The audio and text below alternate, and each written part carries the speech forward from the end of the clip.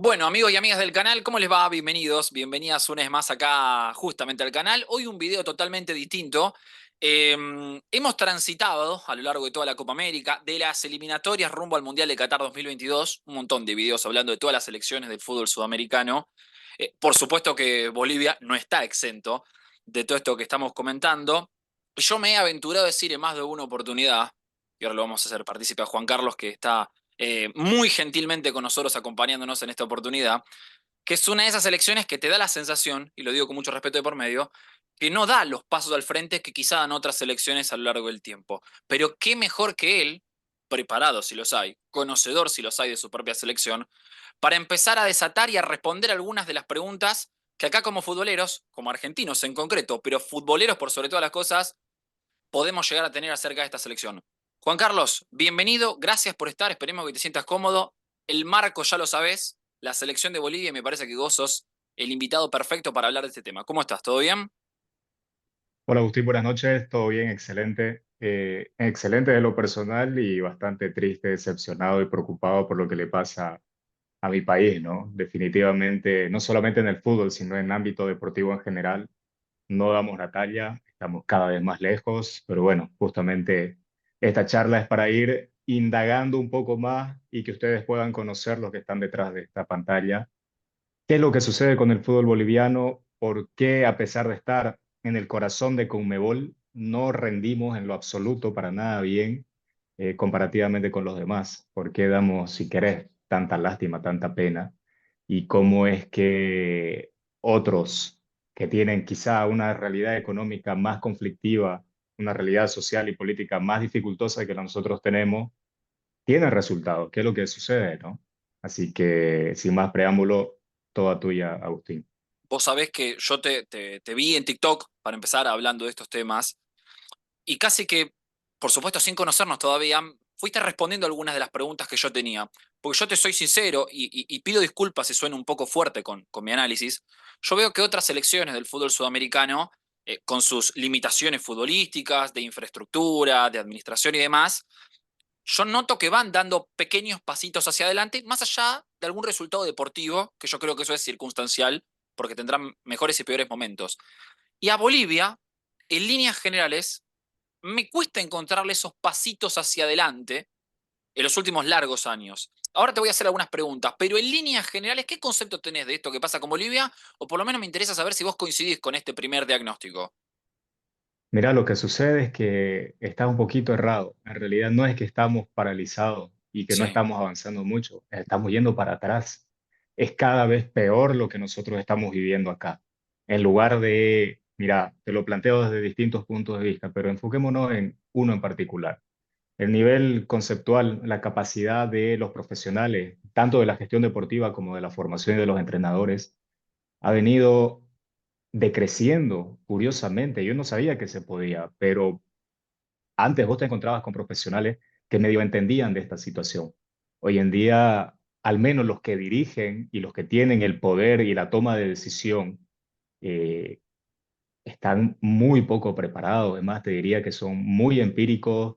eh, y no está mal ser empírico, ¿no? Si ujú, querés, yo desde el punto de vista, entre comillas, del periodismo, que yo no hago periodismo porque no soy periodista, pero al menos intento encontrar algunos puntos y fundamentos y conceptos claves para poder desarrollar una charla como la que estamos teniendo hoy en día, ¿no? Pero en cuanto a formación, en cuanto a gestión deportiva, no hay ni siquiera el interés de encontrar esos puntos claves que te van a ayudar a vos a formar y a trabajar correctamente. Como te digo, estamos yendo para atrás. Y mira, que hay algunas luces con algunos profesionales y me voy a poner en ese espacio y que está muy estamos bien. intentando trabajar y aprender y desarrollar y adquirir conocimiento que hay en el exterior, contextualizar a nuestra realidad, porque tampoco es copiar y pegar, ¿no? Eso es una falacia, pero tratar de aprender de lo mejor que hay en distintos sitios, adaptarlo a nuestro contexto, pero aún así todavía, y te digo todavía, no estamos en esos puestos de poder. Y así como yo, hay otras personas más que he conocido en el medio y que gradualmente están haciendo cuestiones particulares por su propia cuenta. Sin embargo, todavía no tenemos una implicancia, una relevancia importante acá porque no estamos metidos ahí. Y mientras estén estas otras personas ahí, vamos a seguir yendo para atrás. Entonces, el diagnóstico obviamente está bien. Eso sí, quedó un poquito corto porque estamos peor. Eh, sería muy condescendiente de tu parte, ¿no? Hay que decir las cosas como son. Estamos en un Pero desastre, prefiero que lo vamos digas en vos este antes que momento. yo. Pero prefiero que lo digas vos Genial. antes que yo. ¿Sabés lo? Vos hablás de las personas que por ahí lideran, quizá la estructura del fútbol boliviano, y ya no solo a nivel selección. Metámonos en el torneo, por ejemplo, de la primera división de Bolivia. Eh, ¿Cómo está conformado? ¿Cuál es el nivel? ¿Cómo es en materia organizativa? Contale a la gente que por ahí no lo tiene visto el torneo. Mira, justamente en este momento está jugando, no sé si los conocerán, Oriente Petrolero y Sí, Pilserman, claro. Sí, sí, por supuesto. que En el plano internacional son eventualmente, conocidos. sí, ¿no? O sea, al menos suenan sus nombres en algún torneo. Exacto.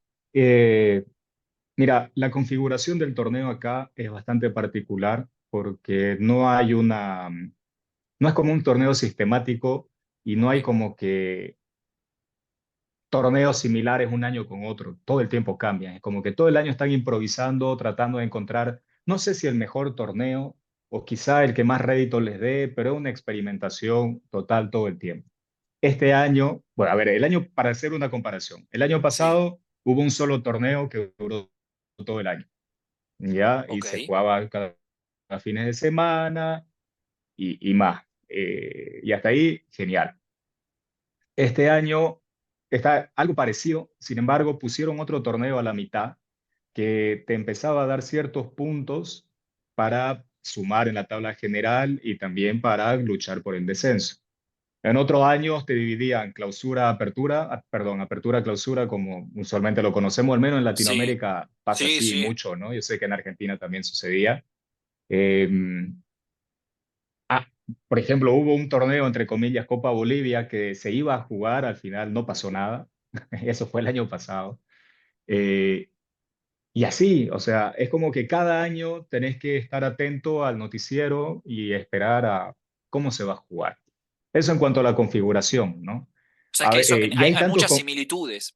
Perdón que te interrumpa, porque Dale, esto que dale. vos estás contando, que evidentemente es una desorganización impresionante, nos sucede acá en Argentina también, que de repente jugás la primera mitad del año una copa y la segunda mitad del año una liga, pero no necesariamente se va a repetir el año que viene, y tenés que andar viendo sobre la marcha acá también, sacás un descenso, pero en el medio del campeonato, y vos decís, bueno, acá en Argentina sucede eso.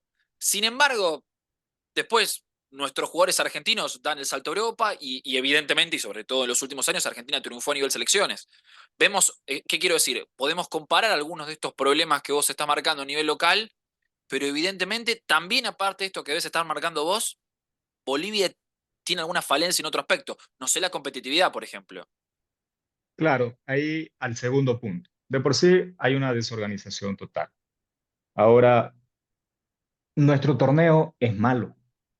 Es horrible de ver. Justamente hoy mientras venía estaba escuchando la radio y Sí, un famoso periodista se llama Carlos Valverde, que en realidad más que todo se dedica al tema de política, pero él conoce mucho el fútbol, ¿no? ok, Y él dijo, no, los jugadores están robando a la hinchada porque no puede ser que cueste 70 bolivianos, que son $10 al cambio oficial, ok, y al cambio blue que ya no estamos metiendo en sí, ese mismo show, un poco más barato, ¿no? Pero dice, nos están robando porque el espectáculo es horrible. Hay deficiencias técnicas, hay deficiencias conceptuales, el juego es lento, las condiciones del terreno de juego son horribles, la infraestructura es muy mala. Entonces, cuando vos juntás todas esas variables, terminas teniendo un espectáculo paupérrimo, o sea, feo de ver. sí, Y yo muchas veces le digo a mis amigos con los que comparto y más, y con la gente del fútbol, yo si quiero ver un partido, prefiero ir a la cancha, pagar mi entrada, a veces me invitan, a veces no, y verlo en vivo, porque el insulto de la gente me hace hacerlo atractivo, me hace sentirlo atractivo. Lo trato de ver por la tele y no aguanto más de 5 o 10 minutos, que me da una flojera seguir viéndolo y tengo que ver otra cosa. Lamentablemente, hoy por hoy, que ya esto con este tema de TikTok, y hay muchos periodistas que me han estado hablando para conversar y más, me han invitado de analista y otras cosas, Es como que mierda, tengo que empezar a ver más fútbol No te boliviano, queda qué otra, burrera, obvio. no te queda Entonces, otra. es realmente malo. ¿Y por qué es malo? Principalmente porque, y tenemos otro problema antes de entrar en ese punto. Tenemos una cuestión inflacionaria muy fuerte aquí en Bolivia. Se pagan sueldos exorbitantes, irreal a nuestra economía e irreal al nivel de futbolistas y de fútbol que tenemos. Bolívar, que es el más conocido, Sí, ¿no? Trae jugadores por 70.000, 80.000 dólares al mes. Imagínate. Y hay otros clubes que, como Real Santa Cruz, por ejemplo, que tiene una planilla de entre 40 y 60.000 dólares. O sea, ni siquiera toda la entero, planilla claro. está acorde a eso. Ok, esas discrepancias pueden existir, ¿no? Esas diferencias. Ok, genial. Pero después tenés otros equipos que, por el afán de querer competir, de querer tener el torneo internacional y un montón de cosas más, y más o menos algo lo que le ha sucedido a Independiente, por ejemplo, Sí, y que le pasa, por ejemplo, a Wilstermann, que lo tenía el Pochi Chávez, que tenía el Patito Rodríguez, que tenía varios jugadores interesantes, los que se hicieron golear con River en esa Copa claro, Libertadores. en cancha de River. Exacto. Ganaban hartísimo dinero, irreal para el contexto de su club, porque ¿cuál es dentro del contexto? Hay que considerar siempre que los dirigentes se van a llevar la plata, se van a llevar el dinero. Entonces, ni siquiera quedó un colchón y ahora el club está pagando las consecuencias. Es más, el anterior torneo jugó con 6 puntos menos y a pesar de eso, logró como que acceder a una Sudamericana y se quedó en el camino con Tomayapo en esos cruces por países. Y ahora, y qué es lo peor, que la planificación que hizo ese club eh, los terminó fregando totalmente, por no decir otra palabra, porque ellos juraban que iban a clasificar a la fase de grupo de la Sudamericana Contaban y con ahora ese están los dinero. B. Y obvio, y ahora no lo tienen. Y Claro. estaban haciendo rifas, kermeses y más. Entonces, volvemos al mismo problema. Por querer competir y estar en un sitial que no te corresponde porque tu contexto no te lo da, tu economía no te lo permite, estás hipotecando ni siquiera este año, sino los siguientes años de tu club. Y al final, ¿qué sucede? No les terminas pagando los sueldos. Entonces, contratás extranjeros que muchas veces no dan la talla. Uno que otro que sí ha llegado. Patito Rodríguez, por ejemplo, conocido Independiente, Pero es la jugadorazo. excepción.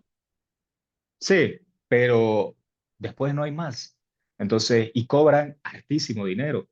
Y vos no les pagás, y como son jugadores extranjeros con personalidad, que teóricamente los trajiste para reforzar, te terminan volcando el camerín. Y luego los tenés a los chicos o a los nacionales quejándose porque, mira, lo traen a este que juega menos que yo y encima gana un montón de plata, no le pagan a él y peor me pagan a mí. Y, o sea, partimos desde la desorganización total y ahí estamos influyendo directamente en el nivel de la competencia. Porque jugadores sin sueldo, jugadores mal alimentados, jugadores mal entrenados, las condiciones del terreno de juego y todo lo que ya hemos mencionado y todas esas Sí. variables invitan a que el espectáculo sea malo, Ahí, sea ¿sabés que muy malo. tocaste un tema para mí, también lo iba a plantear en la charla, que son los chicos? Porque por ahí no hay una relación directa. Marcelo Moreno Martins, no sé qué edad tiene ahora Marcelo Moreno, si no está a los 40, debe estar ahí. Sí, está eh, cerca. debe estar cerquita. Gran jugador, jugadorazo, con todas las letras. Se retiró él mismo de la selección de Bolivia. Yo estoy convencido que si no lo hubiera hecho, hubiera sido el 9 titular en la Copa América pasada. Esto no va en desmérito de, para mí, un jugador fabuloso, sino que estamos hablando que el 9 de Bolivia hubiese sido un jugador de un promedio de edad muy alto. ¿Tienen lugar los chicos de Bolivia en la primera división, en las categorías juveniles? ¿Aparecen los chicos o no le dan ni 5 de bolilla a los clubes? Mira, por obligatoriedad en el torneo boliviano, tenés que hacer jugar sí o sí el 90 minutos, los 90 minutos al menos un sub-20 y un sub-23. O sea, están obligados los clubes a hacerlo. Ahora, aquí hay una discusión Sin que se tiempo, plantea perdón. en O sea, Bolivia, durante el partido tienen que jugar una X todo, cantidad. Los 90 todo, minutos. los 90. Anteriormente era solamente los 45 minutos, un Ok, sub-20. Ahora cambió el reglamento con el interés y la intención de que los clubes se preocupen más en sus menores. O sea, sí, desde esa presión se intenta que hagan eso, ¿no? Obviamente los clubes, y recién salió un técnico a decir, el sub-20 me perjudicó el partido, por su culpa lo perdimos. O sea, bueno, otro tema. Divino. Pero sí, la verdad que gran líder, ¿no? Sí, Pero sí, lo bueno, prendió fuego, pobre. y es un chico sub de 19 años. Bueno, Sí, cada quien, ¿no? Con su forma, yo te digo, hay de todo un poco. Y bueno, lo que sucede es que están obligados a... El problema es que esos jugadores que llegan, esos chicos de, 10 de 20, y si querés 23, que ya son grandes, 23, pero bueno, aquí son juveniles, eh, llegan y no tienen las condiciones para competir. No están acordes para la competencia. Y aquí quiero llevarte a otro punto más complejo que yo lo hablé en uno de mis videos, y es que nosotros no hemos entendido realmente cuál es nuestra posición en el mercado a nivel de estrategia y negocio. sí, ¿Por qué? Porque nosotros no somos un país que tiene una liga poderosa, millonaria, al cual mucha gente de afuera le interese vernos para llevarse jugadores. O sea, nuestra liga en sí no es un escaparate adecuado para exportar jugadores. Entonces, ¿de qué sirve obligar a estos clubes a que tengan sub-20 y sub-23 si nadie los ve, si nadie los quiere, si se terminan metiendo a una misma dinámica de competencia que en lugar de optimizarte para bien, te termina minimizando todos los aspectos positivos que más o menos tenía y te incrementa todos aquellos negativos que vos estabas evitando, al menos si querés desde la formación, que luego vamos a hablar de ese tema. sí.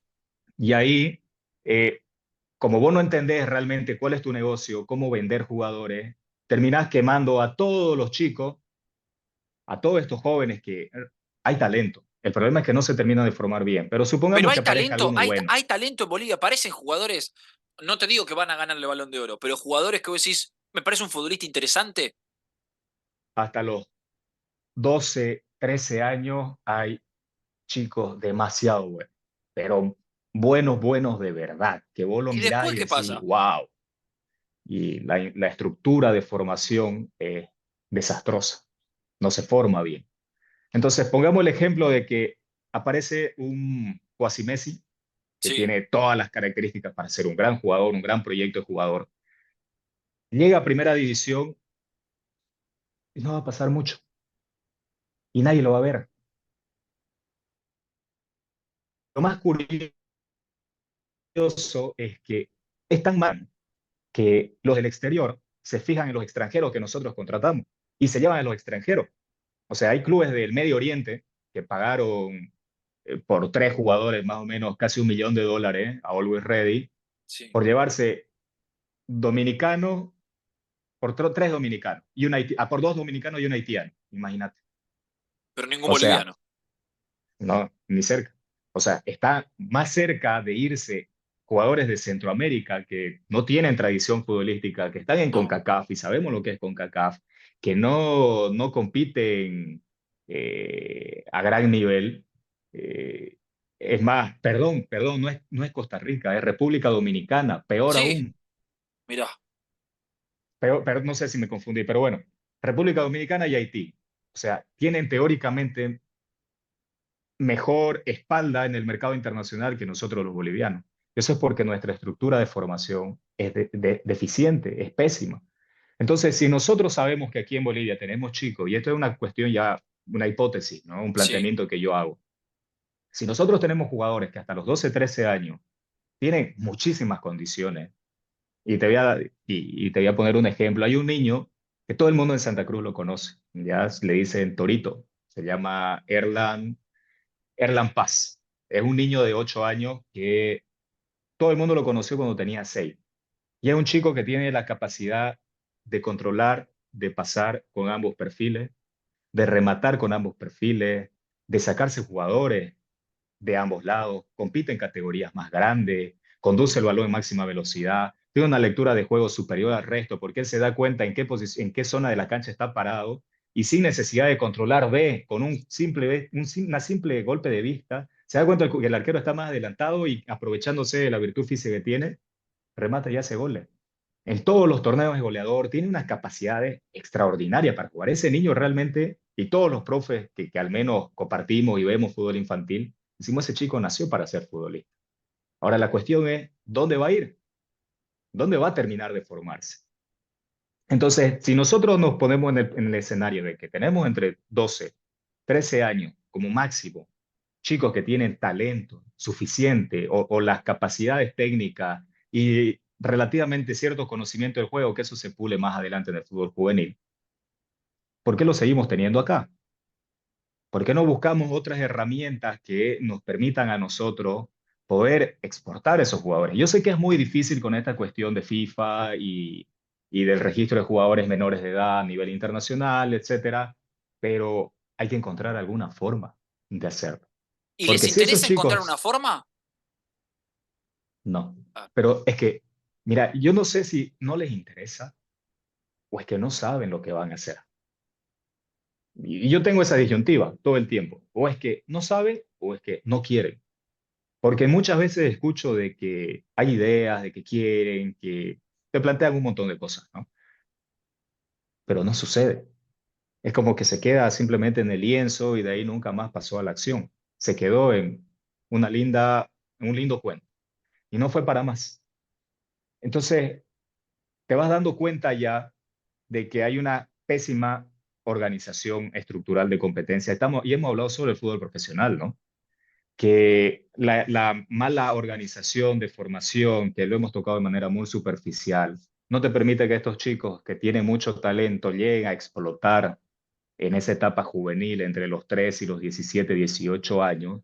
Entonces, todos ellos terminan encauzando a un fútbol profesional desastroso, muy lento, de bajo rendimiento, con camarillas, con pésimos hábitos de entrenamiento, de trabajo, de cuidado, muy amateur, muy amateur. Y es más, hay tan pocos valores y tan poco convencimiento de que realmente se puede entrenar bien, se puede competir bien, se puede trabajar bien del propio jugador. No voy a hablar de todos, pero de muchos de ellos, al menos la mayoría, seguro. que hasta ellos mismos se terminan eh, limitando. Ellos mismos, aquí en Bolivia tenemos el gran problema, no sé si en Argentina pasa, de que todos los chicos quieren terminar en Bolívar, en el Tigre, Always Ready, pero por una cuestión económica. Nadie sueña con ir más allá. Y Tal bueno, pero hay vez, un tema, y no sé si aquí, sucede en Bolivia, que son los famosos ujú, representantes, que les hacen creer a los chicos que son Pelé, y por ahí son buenos jugadores, pero para ser potenciales grandes jugadores el día de mañana tienen que transitar este camino y este proceso que vos me estás contando, y muchas veces se lo quieren saltear directamente. claro, y, y sí, y sí, no, y en cierta forma te dicen, te ponen el techo, o sea, el máximo de aspiración que hay acá es jugar en Bolívar, no hay más que eso. Y Tengo una cuando pregunta vos para hacerte salís, de Bolívar después. decime, ya dale. No, Entonces, porque si vos salís de la frontera y hay ves, un tema, perdona, hay un tema ujú, que por ahí lo podés hilar después, ¿eh? Ahora quiero que me cuentes este concepto. Porque acá en Argentina medio que está instalado que el Bolívar, quiero que me lo corrijas si estoy equivocado, ¿el Bolívar forma parte del Citigroup? no, no es parte de, pero tiene a ver, es un partner, pero no está involucrado directo, o sea, no es el dueño, el Citigroup no es dueño de Bolívar, Porque esa es es la un otra, partnership que hay entre los dos. claro, porque esa es la otra, digo, si Claro. vos tenés las sociedades anónimas instaladas, otro tema súper interesante, me parece que acá en Argentina se debate todos los días. Ujú. eh, Muchas sociedades anónimas, pasó en Chile, por ejemplo, Luigi Borghi ha manifestado en un montón de oportunidades que en Chile no le dan ningún tipo de atención a las categorías juveniles porque las sociedades anónimas o los empresarios dueños de los clubes les interesa netamente el rédito económico. Capaz que esa también es otra explicación de lo que sucede en Bolivia, o no. Ese es otro ámbito, otro lugar que podemos incursionar en esta charla. Mira, sin necesidad de que se haga el planteamiento de una sociedad anónima deportiva, los dirigentes van a velar por su beneficio económico. Claro. O sea, no importa si está organizado en modelo de empresa o en modelo de sociedad sin fines de lucro, al final va a terminar lucrando el dirigente. Ese es el concepto que hay acá. Esa es la forma no es la forma, ese es el objetivo final del dirigente, al menos de la gran mayoría. A eso llegan. Y hay algunos clubes, por ejemplo, Bolívar no es una sociedad anónima, no se maneja como tal, entre comillas, Sí. pero en la práctica sí lo es. Sí lo es, ¿por qué? Porque Claure cubre el déficit de 3 a 4 millones de dólares al año, que ningún club aquí puede producir eso de ninguna forma, porque Bolívar ni siquiera vende. O sea, se termina agarrando sus jugadores ellos solos, no venden nada. Es para ellos nomás. Y después tenés clubes como Royal Party, que son dueños, un Sí. grupo de empresarios inmobiliarios. Después tenés Always Ready, que es el equipo del presidente de la federación, de Fernando Costa, que su hijo es quien lo gestiona. Y son un grupo igual inmobiliario, que tiene una universidad, mueven dinero en otros aspectos y que de ellos dependen todas las decisiones. Pero no es que hayan sociedades anónimas porque la ley no nos los permite. No está Claro. estipulado acá y tampoco se ha abierto el debate a que suceda. Pero como en Bolivia no hay control, no hay realmente seguimiento a ninguna mm, de los procedimientos que deberían realizarse, cada quien puede hacer lo que le dé la gana. O sea, si yo quiero y tengo unos cuantos miles de dólares, voy y me compro un club de asociación y aspiro un poco más y llego a primera división. Tenemos muchos clubes, por ejemplo, muchos casos que compran un club con X nombre y van y le cambian el nombre por un objetivo, ya sea político, ya sea económico, ya sea social Eso o ya sucede en las sea de otra índole categorías, de otro negocio. no sé, segunda, Sí, tercera, desconozco el nombre de Bolivia. Sucede que le cambian el nombre y te instalan, no sé, un escudo sí, nuevo, no sé, lo arman de nuevo. todo, todo, todo. Todo porque aquí tenemos otro gran problema. A diferencia de Argentina, por ejemplo, no Sí, tenemos la cultura de club de barrio. No nos sentimos identificados con el club de donde vivimos, de donde salimos, donde fuimos a jugar todos los días. No hay esa identidad, no hay esa representatividad con ellos, ni esa conexión. Entonces, es fácil cambiarle el nombre, es fácil mudarlo de una cancha a otra, porque hay otro gran problema, no hay clubes que tengan infraestructura propia. Entonces vos terminás entrenando donde más o menos encontrás un espacio. Así que, pero no tienen ni predio. en- no, no, son muy pocos. A ver, te digo, Blooming tiene tu infraestructura, Oriente recién acaba Y de estos que son de tener su primera, propia perdóname, infraestructura. porque yo pensé que me ibas a nombrar clubes más humildes, no sé, segunda división, tercera división, alguno que francamente no iba a conocer. Me No, están nombrando los conocidos, me sorprende. después Real Santa Cruz, que sí tiene, pero es Sí, que hasta por ahí. Después Royal Party, que en realidad tiene, pero es porque entrena dentro de uno de los proyectos inmobiliarios de GEP. Guavirá tiene una cancha, un par de predios, porque los dueños son el grupo azucarero Guavirá, eh, ahí en la zona de Montero. Después, Destroyer tiene su sede social, creo que es de los pocos clubes que sí tiene algo distinto y que es parte de una sociedad, pero aún así a esa sociedad la maneja un grupo empresarial que, bueno, de ellos depende. Como te digo, aquí los grupos de personas empresariales son los que manejan. sí, Ahora, de ahí para abajo, tenés uno solo, que se llama Club Nueva, o sea, que es Nueva Santa Cruz, pero que es un proyecto inmobiliario que se llama La Nueva Santa Cruz, Ciudad Nueva sí. Santa Cruz, que busca eh, urbanizar absolutamente todo el norte de esta región. Proyecto multimillonario, o sea, son miles y miles de dólares, miles y de millones de dólares de inversión, ¿no? Y ellos, con un fin de venta, de posicionamiento de su marca, etcétera, están con estos clubes que los compraron, otros lo hicieron ascender y tienen esa marca, pero tienen obviamente su infraestructura porque hay mucho dinero. El Claro. resto no. El resto compite donde más o menos le caiga. Y es más, es tan grave y conflictivo todo este tema de que como aquí en Santa Cruz, los dueños de las canchas, dueños nuevamente, y te pongo Sí, puras comillas, porque aquí es todo hipotético, ¿ya? En la práctica cambia absolutamente todo. Eh, los dueños son las juntas vecinales, según los estatutos según las leyes municipales. Entonces la junta vecinal, si medio no te quiere, te saca.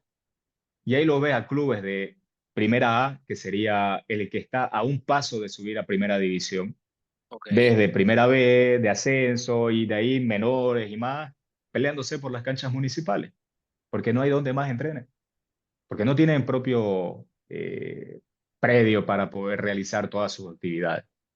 Entonces, no hay identidad, no hay representatividad, no hay, no hay nada. En síntesis, no hay nada. Es que Entonces los clubes acá, directamente imagino, no sé, vos estás jugando un club X en un estadio que tiene el, no sé, el césped más alto, y de repente te vas a un campo de juego o de dimensiones. Capaz que estás jugando en un campo de juego de dimensiones, no sé, muy largas, muy anchas. Y de repente te toca porque te cambia, como me estás contando vos, no sé si a la mitad del torneo o en una pretemporada, no sé el momento, y te tenés que ir a jugar una cancha mucho más chica. Y también te cambian las condiciones de juego. Mira, yo te cuento una experiencia cuando yo estuve dirigiendo en la primera B, luego te comento cómo es la estructuración. Sí, Me tocó entrenar en una cancha que era, estás viendo los Juegos Olímpicos, sí, por supuesto. viste esa competencia bici de montaña o Sí, BMX que tiene un montón. sí, Bueno, así era la cancha, así era la cancha. No tenía césped, era puro ladrillo, era ripio, es como se dice, desnivelada, los arcos eran chuecos, o sea, vos veías aquí uno y el otro estaba aquí, así era un la desastre. perspectiva. La cancha era medio diagonal y vos tenés que hacer magia ahí, tenés que intentar hacer lo que vos creés que es lo adecuado, más lo que tus jugadores pueden y lo que las condiciones te permiten. Y te estoy hablando de ascender a la segunda categoría del fútbol en el país. O sea, estabas ahí a un paso de hacer. Y de ahí, de esas condiciones, te trasladan a otra que era relativamente mejor, que eran unas canchas de la gobernación. Y ya en la última etapa, cuando nos toca enfrentarnos en la liguilla final ya para clasificar, nos devuelven a la misma cancha. Y cuando volvemos a la misma cancha, estaba peor, peor que antes. Más había llovido y teníamos que jugar el tercer partido de la fase, de esa última fase de grupos para pasar a las semifinales, y ya prácticamente estar en el indirecto, Sí. con mitad de cancha. Entonces, aquí te das cuenta y es más que claro que esa realidad la viven absolutamente todos los clubes. No tenés condiciones para poder trabajar, no tenés condiciones para brindar eh, otro tipo de entrenamiento, otro tipo de desarrollo para los jugadores, porque yo sé que en otros lados utilizan las segundas divisiones, las terceras divisiones, para empezar a darle rodaje a todos estos chicos que tienen talento y Claro, que quizá en el torneo juvenil ya no es suficiente y necesitan ir a una B nacional, a una B metropolitana, donde el torneo es fuertísimo, donde se agarran a patadas, donde empezás a agarrar coraje y carácter y personalidad y a perfeccionar muchos fundamentos técnicos, conceptos y más. Eh, Aquí no.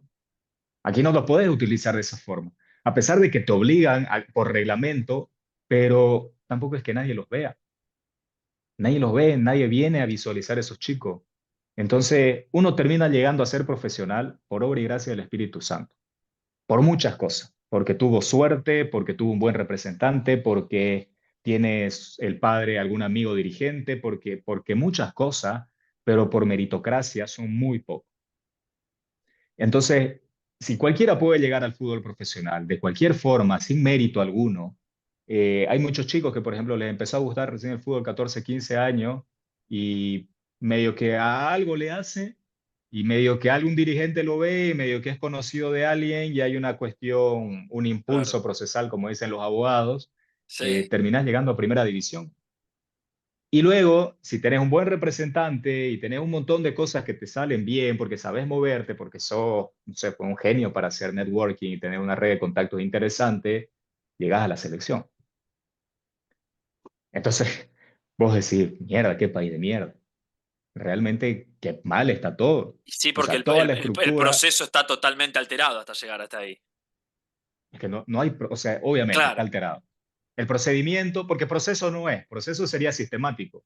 Aquí es claro. procedimientos aleatorios, que son sucesos que van aconteciendo, que de casualidad estás aquí, de casualidad estás allá, y de pronto estás aquí abajo, y de pronto como que jugaste y terminaste en este tema de la obligatoriedad, por ejemplo, el sub-20, sub-23, si el chico no rindió, llega y tiene 24 años, fuera, no hay más, y ahí quedó.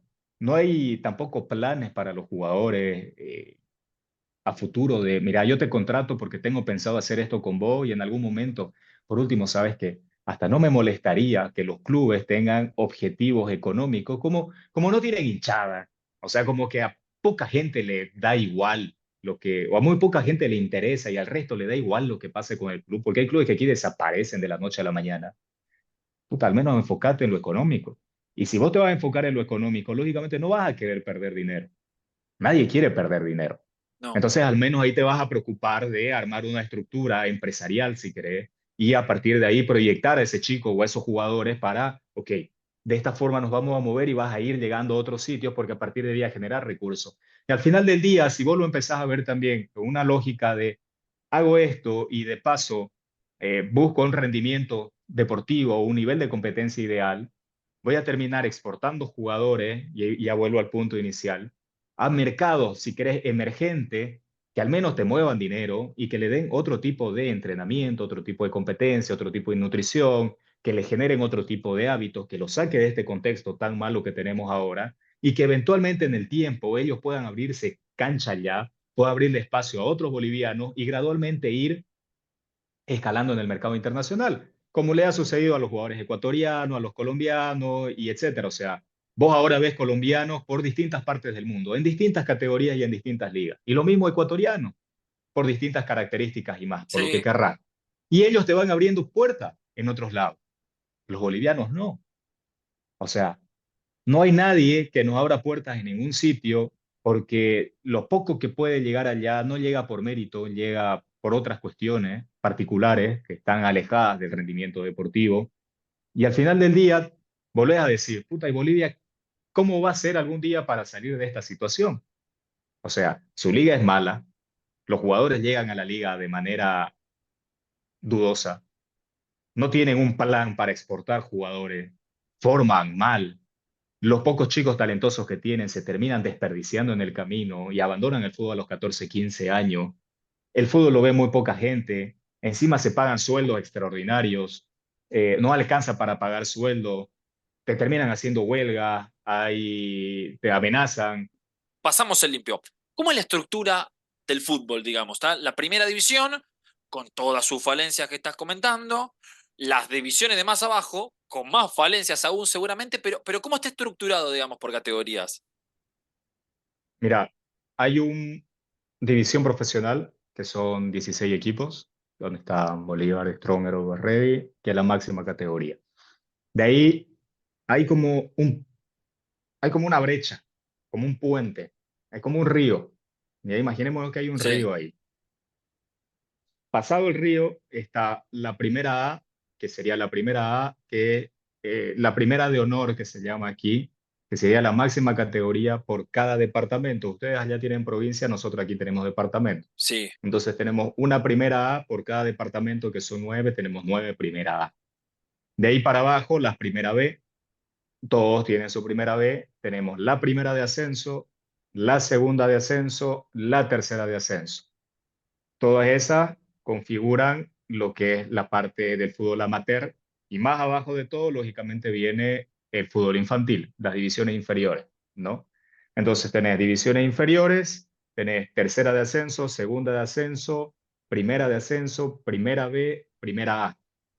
Todo ese bloque es por departamento, entonces tenés 9 bloques iguales en cada región. El mismo ok. bloque en Santa Cruz, el mismo en La Paz, el mismo en Cochabamba, el mismo en B, en todos lados.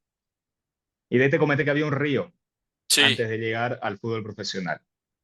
Este río, para vos poder llegar al fútbol profesional, si querés, todos se juntan en balsa, ya te lo voy a poner así en esa sí, analogía, todos los ganadores o los primeros o los 3, 4, 5, cada año es distinto, ¿ya? Ponele que los 3 primeros de cada primera A que han ganado en sus respectivos departamentos se juntan en ese puerto. Se juntan, ¿para qué? Para luchar por uno, dos o tres, dependiendo del año, dependiendo de la configuración, dependiendo de las ganas de los dirigentes, para ver quiénes son los que ascienden. hacen otro Entonces, los torneo, por ejemplo, compiten entre ellos un hacen reducido. otro torneo que se llama, antes se llamaba Simón Bolívar, ahora se llama Nacional B Simón Bolívar, así todo largo, Sí. y que ahí se juntan por grupos, ¿no? Se dividen por grupos, por zonas y más, a esos mejores de cada departamento para poder cruzar el puente y llegar al fútbol profesional. Entonces te darás cuenta que no tenemos una segunda división como tal. No. Tenemos una segunda división que se organiza contextualmente en cada año, en función de quienes llegan. Entonces, vos podés este año haber invertido un montón de dinero y haber llegado a semi, a la final de la Simón Bolívar Nacional B, como que al siguiente año no te alcanzó y te quedaste en la primera A y ya no tenés el nivel de competencia ni el ritmo de competencia que podrías tener con rivales de otros departamentos. A ver, Para nosotros en Santa Cruz, te voy a ser sincero, Sí. no es muy relevante tener que enfrentarse con rivales de otros departamentos, no es significativo porque los mejores clubes están acá. El mejor talento, ni siquiera la mejor organización, pero por cantidad demográfica y por cantidad de clubes y escuelas y más, y personas, obviamente, eh, es en Santa Cruz que está toda la competencia, donde se centraliza toda la competencia. Todos los demás tienen que tener su competencia, ¿no? Entonces, para Santa Cruz no es muy relevante, si querés, el hecho de tener que competir o no con clubes de La Paz, de Cochabamba, de Potosí, es más un gasto. Y un gasto que se tiene que hacer porque la configuración del torneo te lo exige y te lo obliga, Y ¿no? en ese sentido, en las ligas de estos departamentos, y la diferencia, Ujú. lógicamente, con la máxima categoría del fútbol boliviano, ¿es amateur o hablamos de jugadores profesionales? A ver, los que terminan llegando Ok, a las instancias finales de estos torneos se han reforzado con jugadores que han sido profesionales, porque en este país sucede mucho que llegan a profesional, están una o dos temporadas y salen. Entonces tenemos muchísimos jugadores profesionales para muy pocos equipos y obviamente en algún sitio tienen que estar, ¿no? Entonces, en el espacio que les toca ocupar, usualmente en estos equipos que están por aspirar al ascenso. Sin mentir, al final del camino se encuentra un nivel de rendimiento muy parecido al que puede desarrollar el último o el penúltimo de la tabla del fútbol profesional. O sea, así, ok. así. Es como que se empareja, es como que están Equipar ahí ahí. abajo. Sí, pero aquí abajo, ¿no? Ese es el nivel de rendimiento que vas a encontrar de los máximos de asociación comparado con los de aquí abajo. Porque si de casualidad se te ocurre juntar por algún torneo X random con los de aquí, eh, de 10 partidos capaz te ganan uno por suerte, Claro, te ganan otro porque hay mucha mala suerte y los otros 8 te lo ganan. Esa es la distancia. Y esa distancia está dada por este río, por este espacio tan amplio que hay en el cual no permite ser sostenible un torneo, o sea, no permite la sostenibilidad de rendimiento de este tipo de torneos que se organizan. Entonces ahí ya partimos con desventaja, porque el que viene a ocupar o el que te puede dar el espacio de competencia para ese jugador juvenil eh, no tiene nada para aprender ni mejorar. Baja, en realidad. Y así es como se organiza. Y supuestamente se tenía pensado que juntar a todas estas categorías en este torneo que te digo que se llamaba Copa Bolivia, que iba a sí, suceder el año pasado, que eran los mejores de la primera A, los 6 mejores de cada región y que se iban a mezclar con los de primera división para tener un torneo paralelo. Querían hacer a tipo FA Cup, ¿ya? Pero, o tipo Copa Argentina, como cualquier copia de cualquier país, ¿no? sí, Pero iban a empezar con ese testeo para ir viendo gradualmente si en el tiempo los de categorías más abajo podían, pero nunca se jugó. no lo hicieron. No recuerdo bien qué fue lo que sucedió. Se destinaron los recursos, hubo el dinero, estaba todo. Es más, hasta los clubes estaban entusiasmados, habían fichado jugadores para jugar ese torneo en los de asociación y quedó ahí. Y No no pasó se nada. hizo. No, Ahí no pasó. son cosas que son un papelón, pero que créeme que no me sorprende porque acá en Argentina vivimos también algunas cosas insólitas, torneos que de repente no se juegan y no se juegan nunca más. Acá deudamos un River Boca, Boca River hace más de un año y no hay fecha. No sabe si se jugará en algún momento y se lo fumaron. Y, y lo último que te quiero preguntar ahora sí para cerrar esta charla, Juan Carlos, para volver con el tema del principio. Si todo esto que, evidentemente es verdad, pero a raíz de todo esto que venimos comentando, los problemas de formación, los malos terrenos de juego, la negligencia para manejar el apartado dirigencial, todo esto que al fin y al cabo conforma hoy el fútbol boliviano. Si hay un hincha de la selección boliviana que se entusiasma cuando juega Bolivia y que compra su entrada para ir a ver al equipo el rumbo a la eliminatoria, hay que darle un premio, ¿eh? Porque de afuera parece muy difícil entusiasmarse con esta selección. Pero la pregunta es, ¿hay gente que se entusiasma con la selección de Bolivia? ¿Hay gente que cuando llega a la eliminatoria dice, vamos a comprar nuestra entrada, vamos a alentar a la selección, que se entusiasma con el partido? Hay un valor muy particular del boliviano y, a ver, va a sonar mal, pero parecería que somos masoquistas en todo sentido. Es parte de nuestra cultura y de nuestra esencia, de nuestra identidad, el tener que soportar muchas cosas y, y a, y a la luz de una mínima esperanza volver a ilusionarnos. O sea, somos personas que vuelven a revivir la emoción por algo. Obviamente, en el tiempo, si antes habían 100, ahora son 90, luego van a ser 80, luego van a ser 70, pero Sí, va a quedar un grupito. Va a quedar un grupito que siempre va a estar reavivando esa ilusión y es que es algo particular de nosotros, ¿no? ¿Por qué? Muchas cuestiones históricas, culturales y más, que hay que indagar en otro aspecto ya más social, si querés, pero hay gente que realmente se entusiasma. Mira, los clubes de Santa Cruz actualmente tienen pésimo rendimiento hace mucho tiempo. Hace mucho que no dan la talla a nivel nacional, ni qué decir a nivel internacional. Oriente se comió 10 con Fluminense hace un sí. par de años y de local. Triste, deprimente, ¿no? Y así y todo, la gente está ahí. La gente está firme pagando su cuota de socio, va al estadio, haga frío, haga calor, esté lloviendo, sea la hora que sea. Ahora, por ejemplo, estamos con un sur. No está tan horrible, ¿no? Porque hay una ola de sur ahorita por esta zona. Pero así y todo, la gente, veo el partido actualmente y está lleno el estadio. Y Oriente y Blooming te están llenando los estadios porque la gente lo quiere mucho a su hinchada, a su equipo, ¿no? Y este mismo sentimiento, aquí hay también un debate de que Sí, el hincha del occidente es muy resultadista.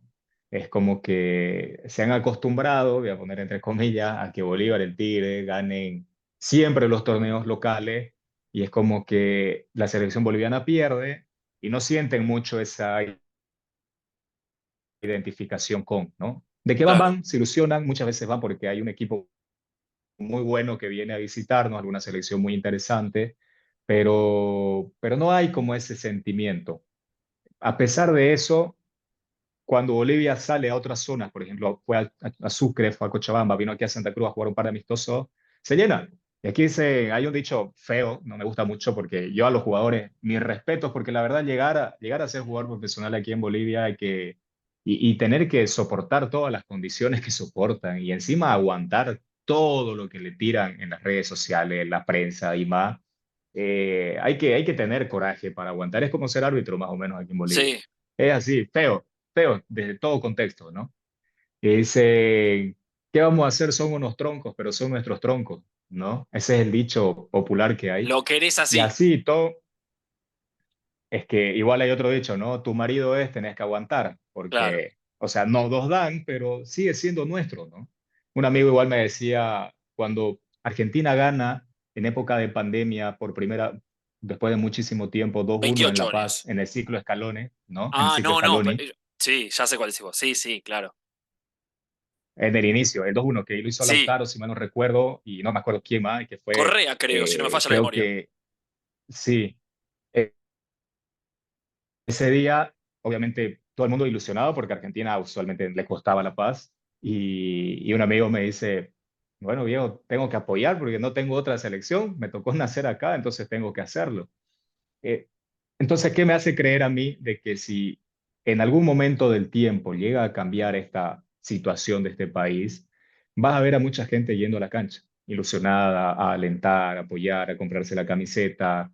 O sea, así y todo estemos en las condiciones desastrosas en las que estamos, sea horrible ver el fútbol que presentamos, igual vamos, igual estamos ahí.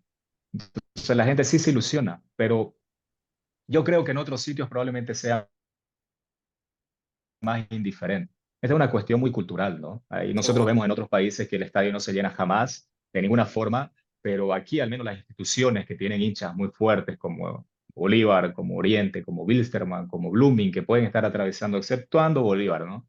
Eh, Atravesando situaciones muy críticas, son muy pasionales, muy de su club. Aún así no llegamos y no estamos cerca siquiera del hincha argentino y tampoco del hincha brasileño, pero tenemos nuestras cosas, ¿no? Al final del día de nuestro fútbol también. Así Y que eso es en cuanto a lo que sucede con la gente aquí en Bolivia. eso es lo más lindo. Me parece un buen mensaje de cierre, Juan Carlos, porque más allá de todos los palos, que está bien, los tenemos que marcar, no los podemos dejar pasar, porque si los denunciamos, los exponemos, quizás estamos aportando algo para cambiarlo. También es lindo reconocer a la gente que está dándolo todo, porque hay gente que lo da todo por sus clubes, por la selección. Así que también me parece Te comento, más que positivo. mira, Sí, para una anécdota que le va a parecer gracioso a mucha gente. sí, Es tan pasional la gente, voy a decir de Blooming en este caso, sí. que mierda, hace 6 años, creo que hace 6 años, se prometió que iba a haber el Blooming Arena. Era la Suena bien. construcción de un estadio en su, ¿no? Inicialmente iba a costar X cantidad de millones de dólares para X cantidad de personas. Un tiempo después iba a costar otra cantidad de millones y otra para otra cantidad de personas. Y así sucesivamente en el tiempo han ido avanzando. Lo más curioso es que cuando hicieron el lanzamiento de esto y se empezaron a vender las butacas, porque aquí nosotros tenemos la costumbre de de comprar el cupo completo, ¿no? Para Sí. reservarnos nuestra plaza para, si querés, para toda la vida. Estamos como que muy acostumbrados a que ciertos sucesos particulares cuesten muchísimo dinero y muchas veces sacamos donde no tenemos, pero ¡pum! Lo queremos hacer. ¿Por qué? No sé, pero estamos medio acostumbrados a hacer eso, ¿ya? Nos pasa particularmente en carnaval. Pero así, por ejemplo, se puso ese escenario y costaban miles de dólares las butacas, ¿no? Vendían palcos y un montón de cosas más que la gente fue y compró y pagó y puso la cuota para que el sueño del estadio que iba a tener igual financiamiento privado funcione. Han pasado 6 años, no hay nada. Y ahora es un chiste para toda la gente, incluso ellos mismos se hacen la burla y dicen, ahora que la final de la Sudamericana se va a jugar en Santa Cruz el siguiente año, todos preguntan si se va a jugar en el Tawiche o en el Blooming Arena, a ver si hasta esa época lo terminan. Entonces, ¿pero a qué me voy? De que la gente, a pesar de que sí sabía que probablemente no iba a suceder, fue capaz de ir a pagar 5.000, 6.000 dólares, 10.000 dólares por un asiento en un estadio. Y lo hizo, y el dinero desapareció. Fue para pagar deudas, y a pesar de todo siguen habiendo deudas. Entonces la gente está a ese nivel de compromiso con su club, al menos los que son populares, ¿no? Al Seguro. resto pasan por ahí. Pero bueno, para terminar, quería concluir con esta parte.